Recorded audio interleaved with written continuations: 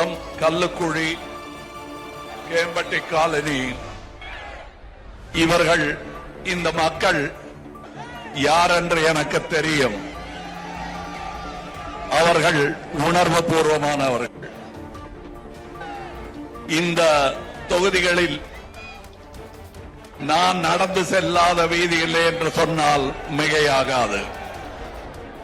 இதில் இன்னொன்று சொல்லுகிறேன், இது என் மக்கள் என்னை இங்கே அழைக்க வந்தபோது இது உங்கள் தொகுதி என்று சொல்லும் பெருந்தன்மை செந்தில் பாலாஜி அவர்களுக்கு இருந்தது. அவர் அதை சொல்ல வேண்டிய அவசியம் இல்லை. ஆனால் சொன்னார். நான் அதற்கு பதிலாக இது நம் தொகுதி என்று சொன்னேன்.